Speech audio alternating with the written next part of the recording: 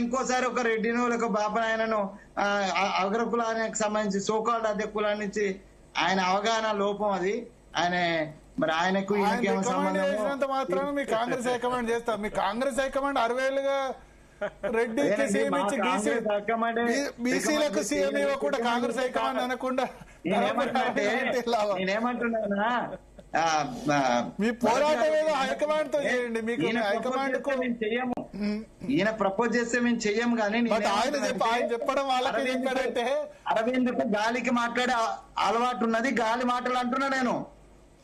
అది ఇప్పుడు గాలిగా చెప్పేది కూడా చెప్పేది ఏదో బీసీలకు చెప్పాలా? గాలిగా చెప్పేది మీరు అనేది కనీసం గాలికి చెప్పేదన్నా బీసీలో చెప్పాలి. గంతే బీసీలు బాబా గాలికి అసలు చెప్పుడు కాకుండా గాలికి మాత్రమే చెప్పాలి బాబా. చేసేది లేకపోయినా ప్రాక్టికల్ గా బీసీలకు ఏం చేయకపోయినా గాలికి అసలు చెప్పేది చెప్పండి బాబా. గాలికి చెప్పేది బీసీలకు ఎందుకు చెప్పాలి? కనీసం అంటున్నా నేను గాలికి గాలి మళ్లించడానికి చెప్పిండో, బండి సంజయ్ గారి మీద నుంచి గాలి మళ్లించడానికి చెప్పిండో. అది కూడా కావచ్చు. భారతీయ జనతా పార్టీ ఈ ఇన్స్ట్రక్షన్ మేరకు బండి సంజయ్ కేసు ఇదంతా డైవర్షన్ పాలిటిక్స్ లో భాగంగా కూడా ఎవరో ఇందాక వేరే టీవీలో చెప్తుండే వెంకటరెడ్డి గారు చాలా వ్యూహకర్త అని. అట్లా వ్యూహంలో భాగంగా కూడా మరి కాంగ్రెస్ మీద మంచి రిలేషన్ ఉందా? మీరు కూడా ఢిల్లీకి చాలా సార్లు వెళ్తూ ఉంటారు. వీళ్ళ మధ్య మంచి రిలేషన్ ఉంది కదా? ఎవరి మధ్యన? అరవింద్ మధ్య, రేవంత్ రెడ్డి మధ్య, బండి సంజయ్ మధ్య, లేదా రేవంత్ రెడ్డికి అమిత్ షాకు, నరేంద్ర మోడీకి, అమిత్ షా నరేంద్ర మోడీకి. భరత్ నేను ఒక్క క్లియర్ చెప్తున్నా, బండి సంజయ్ ఏబీపీ కార్యకర్త, నేను కూడా ఏబీపీ కార్యకర్తనే గతంలో. సో మేము ఆర్ఎస్ఎస్ లో కూడా పనిచేసినాం. Revanth Reddy is not an activist of ఏదో సింపథైజర్ కావచ్చు. వాల్ రైటింగ్ వచ్చిండు నాకు తెలిసి. ఆయన వాల్ రైటింగ్ మంచిగా రాస్తాడు. వాల్ రైటింగ్ నేను కూడా బాగా ఆయన పెద్ద యాక్టివిస్ట్ కాదు కాబట్టి బండి సంజయ్ తో పెద్ద సంబంధాలు ఉండే అవకాశం లేదు. ఎంపీగా ఉన్న టర్మ్ లో 2019 to 24 మధ్య బండి సంజయ్, అరవింద్, రేవంత్ రెడ్డి అందరికీ ఉమ్మడి శత్రు కేసీఆర్ అందరికీ అప్పుడు ఉమ్మడి శత్రు కేసీఆర్ కాబట్టి మంచి రిలేషన్ ఉండే. నేను అగ్రి విత్ యూ. ఎంపీలుగా ఉన్నారు కాబట్టి స్నేహం ఉంటే ఉండొచ్చు. స్నేహానికి ఈ పార్టీలో లోపల ఉన్న అంశాలు చెప్పేంత ఇంటిమేసీ ఉంటదా అనండి?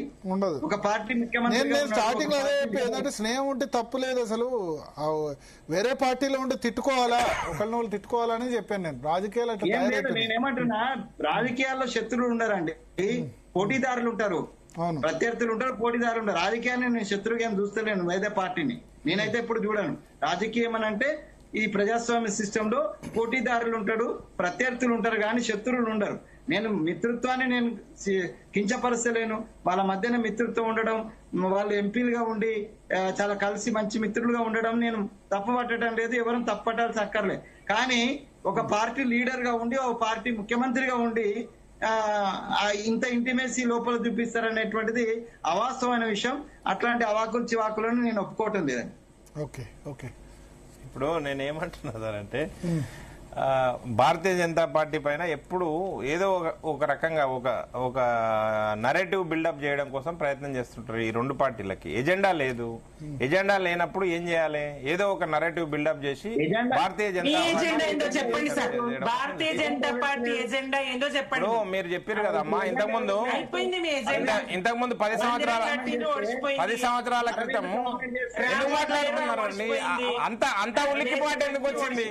చెప్పనీయండి ఎజెండా, చెప్పనీయండి అండి, ఎజెండా చెప్పనీయండి. చెప్పండి కాదు, ఇప్పుడు మీరు అడిగారు కదా అక్క, మీరు అడిగారు కదా షిండే అంటారు. ఏది ఇప్పుడు షిండే అంటలేరు రేవంత్ రెడ్డి దాంట్లో అని అంటారు. షిండే లేరా మీ పార్టీలా? కవిత పార్టీ పెట్టలే? షిండే కాదా ఆమె? అర్థమైతే లేదా తెలంగాణ ప్రజలకి? మీకు అర్థం కాకపోతే తెలంగాణ ప్రజలకి అర్థమైంది. 10 సంవత్సరాల క్రితమే అయిపోయింది. మీ పార్టీలో లుకలు ఉన్నాయి. మీ పార్టీలో ఆధిపత్య పోరాటం జరుగుతా ఉందని చెప్పినమా లేదా? ఆధిపత్య పోరాటం కోసమే వచ్చిందా బయటికి? లేకుంటే ఇంకెందుకు వచ్చింది? ఇప్పుడు వినపడవు. నిజాలు మాట్లాడుతుంటే, వాస్తవాలు మాట్లాడుతుంటే వినపడవు. కట్ అయిపోతుంది కనుక అట్లనే ఉంటది. మీ మాట వినపడడం లేదు. అదే మరి మంచిది. తెలంగాణ ప్రజలకు వినబడుతుంది. మీ మైక్ సరి చూసుకోండి. అయితే నేనేమంటున్నా అంటే దిలీపాచారి గారిది PCR భరత్ దిలీప్ మాట్లాడేది ఏం అర్థం కావట్లేదు, కేసీఆర్ ఏం అర్థం కాలేదు ఆయన మాట్లాడింది. పీసీఆర్ చూడండి ఒకసారి ఇప్పుడు ఇప్పుడు వినిపిస్తుంది. ఇప్పుడు ట్రై చేయండి. వెంకటస్వామన్న మీకు వినిపించేటివి వినిపిస్తాయి, వినిపించే కూడా లేదు, ఏది వినపడలేదు. ఏం అర్థం కాలేదు. ఇప్పుడు వినబడుతుందా? ఇప్పుడు వినబడుతుందా? ఇప్పుడు వినిపిస్తున్నాయా అండి? ఇప్పుడు వినిపిస్తున్నాయా? ప్రాపర్లీ ఇప్పుడు వినిపిస్తుందా? మాట్లాడొచ్చా? ఇప్పుడు ఓకే. నేనేమంటున్నానంటే మీరు షిండే షిండే అని చెప్పి మమ్మల్ని బదనాలు లేపిర్రు అని అన్నారు కదా, మరి కవిత గారు వేరే పార్టీ పెట్టలేదా అండి? మరి షిండే కాలేదా? షిండేలు షిండే కాలేదా అంటున్నా. ఇప్పుడు షిండేలు లేరా? ఇప్పుడు 100 మంది కాంగ్రెస్ పార్టీలో 100 మంది లీడర్లు ఉంటే 100 మంది షిండేలే, ఇంక్లూడింగ్ రేవంత్ రెడ్డి గారు. అదే చెప్తున్నారు కదా, మేం కాదు చెప్తున్నది, వాళ్ళ పార్టీ వాళ్ళే చెప్తున్నారు.